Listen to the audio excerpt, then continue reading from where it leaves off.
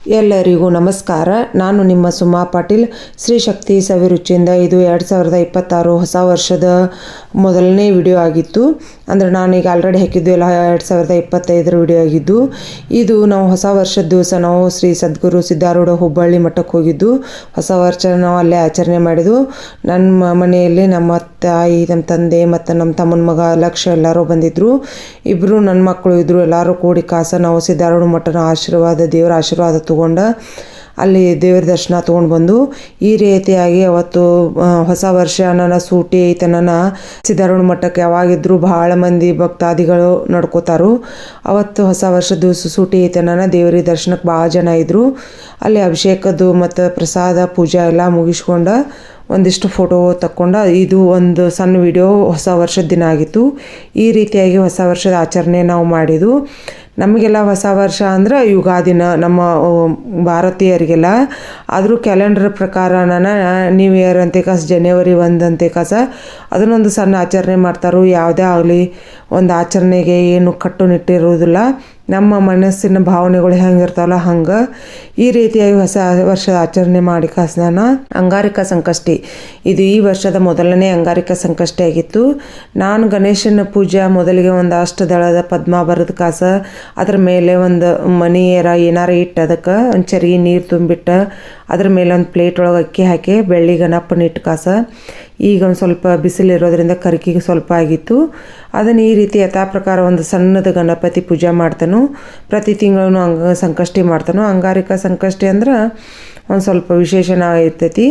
ಈ ವರ್ಷವೂ 3 ಅಂಗಾರಿಕ ಸಂಕಷ್ಟಿ ಬಂದಿದ್ದಾವೆ.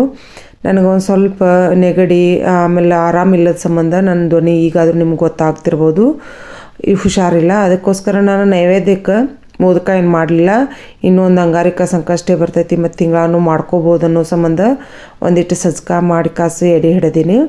ಇದ್ರ ನೈವೇದ್ಯದೊಳಗೆ ನಾನು ಉಳ್ಳಾಗಡ್ಡಿ ತಪ್ಪಲು ಪಲ್ಯ ಮಾಡಿದನು. ಅದರ ಡೀಟೇಲ್ ವಿಡಿಯೋ ನಿಮಗೆ ತೋರಿಸ್ತಾನು. ಈ ರೀತಿಯಾಗಿ ನಂದು ಅಂಗಾರಿಕ ಸಂಕಷ್ಟಿ ಪೂಜಾ ಮತ್ತು ವ್ರತ ಆಗಿತ್ತು. ನಾನು ನೈವೇದ್ಯಕ್ಕೆ ನಮ್ಮ ಮನೆಯಲ್ಲಿ ನಮ್ಮ ಹತ್ರ ಏನಿರ್ತೈತೆ ಯಥಾ ಪ್ರಕಾರ ಅದನ್ನು ಮುಂಜಾನೆ ಬೆಳಗಿನ ನೈವೇದ್ಯ ಹಿಡಿದಿರ್ತವೆ. ಕೊಬ್ಬರಿ, ಬೆಲ್ಲ ಮತ್ತು ಏನಾರ ಹಣ್ಣು, ಒಂದು ಸ್ವಲ್ಪ ಡ್ರೈ ಫ್ರೂಟ್ಸು ನೈವೇದ್ಯ ಮಾಡಿ ಈ ರೀತಿಯಾಗಿ ಮುಂಜಾನೆ ಪೂಜೆ ಮಾಡಿ ಮುಗಿಸಿದ್ನಿ. ನಾನು ಈವ್ನಿಂಗ್ ಚಂದ್ರೋದಯ ಪೂಜಾನೂ ಆಯಿತು ಮತ್ತು ಗಣೇಶನಿಗೆ ನೈವೇದ್ಯನೂ ಆಯಿತು. ಎರಡೂ ನೈವೇದ್ಯ ಮಾಡ್ಕೊಳಕ್ಕೆ ಸ್ಟಾರ್ಟ್ ಮಾಡಿದ್ನಿ. ಇದಕ್ಕೆ ನಾನು ಉಳ್ಳಾಗಡ್ಡಿ ತಪ್ಪಲು ಪಲ್ಯ ಮಾಡಿದ್ನಿ ನೈವೇದ್ಯಕ್ಕೆ. ಬದ್ನಿಕಾಯಿ ಪಲ್ಯ, ಅನ್ನ ಎಲ್ಲ ಯಥಾ ಪ್ರಕಾರ ಇರ್ತೈತಿ.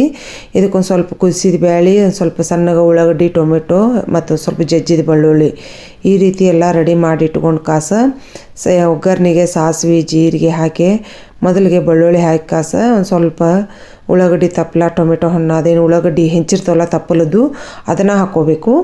ಅದನ್ನೊಂದು ಸ್ವಲ್ಪ ಹುರಿದು ಫ್ರೈ ಮಾಡಿ ಒಂದಿಟ್ಟು ಅರಿಶಿನ, ಆಮೇಲೆ ಒಂದು ಸ್ವಲ್ಪ ಖಾರ, ಇದಕ್ಕೆ ಹಸಿ ಖಾರನೂ ಹಾಕೋಬೋದು.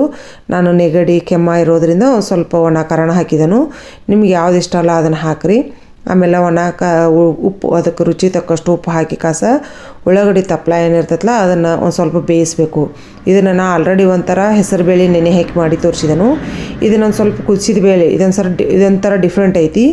ಆಮೇಲೆ ನೀವು ಚಪಾತಿಗೆ, ರೊಟ್ಟಿಗೆ, ರೈಸ್ಗೆ ನಂಚ್ಕೊಂಡು ತಿನ್ನೋಕೆ ಭಾಳ ಟೇಸ್ಟ್ ಆಗಿರ್ತೈತಿ. ಅದು ಉಳ್ಳಾಗಡ್ಡಿ ತಪ್ಪಲ ಒಂದು ಸ್ವಲ್ಪ ಫ್ರೈ ಮಾಡಿದ್ದಿಂದ ನಾವು ಕುದಿಸಿದ ಬೇಳೆ ಏನಿರ್ತೈತಲ್ಲ ಅದನ್ನು ಒಂದು ಸ್ವಲ್ಪ ಹಾಕಿ ಒಂದು ಕುದಿಸ್ಬೇಕು. ನೀವು ಇದಕ್ಕೆ ಇನ್ನೊಂದು ಸ್ವಲ್ಪ ಗ್ರೇವಿ ಟೈಪ್ ತೆಳ್ಳಗೆ ಬೇಕನ್ನೋರು ಒಂದು ಸ್ವಲ್ಪ ನೀರು ಹಾಕ್ಕೊಂಡು ಮಾಡ್ಕೋಬೋದು. ನಂದು ಇದು ಒಂದು ಕಟ್ ತಪ್ಪಲು ಪಲ್ಯ ಇರೋದ್ರಿಂದ ನಮಗೂ ಸ್ವಲ್ಪ ಕ್ವಾಂಟಿಟಿ ಆಯಿತು. ಈ ರೀತಿ ಆಯಿತು.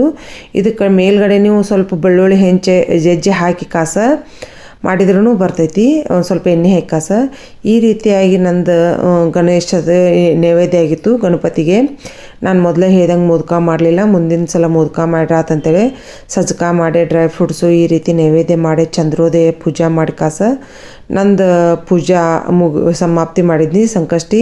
ನಾನು ಈ ವಿಡಿಯೋ ನಿಮಗೆಲ್ಲರಿಗೂ ಇಷ್ಟ ಆದರೆ ಲೈಕ್ ಮಾಡಿರಿ, ಶೇರ್ ಮಾಡಿರಿ, ಕಮೆಂಟ್ಸ್ ಮೂಲಕ ನಿಮ್ಮ ಅನಿಸಿಕೆಗಳನ್ನು ತಿಳಿಸ್ರಿ. ಮತ್ತು ಯಾರೆಲ್ಲ ಫಸ್ಟ್ ಟೈಮ್ ನೋಡೋದ್ರಲ್ಲ ಅವರು ಸಬ್ಸ್ಕ್ರೈಬ್ ಮಾಡೋದಂತೂ ಮರೆಯೋಕೆ ಹೋಗಬೇಡ್ರಿ. ನಿಮ್ಮೆಲ್ಲರ ಸಪೋರ್ಟ್ ಸದಾ ಹೀಗೆ ಇರಲಿ.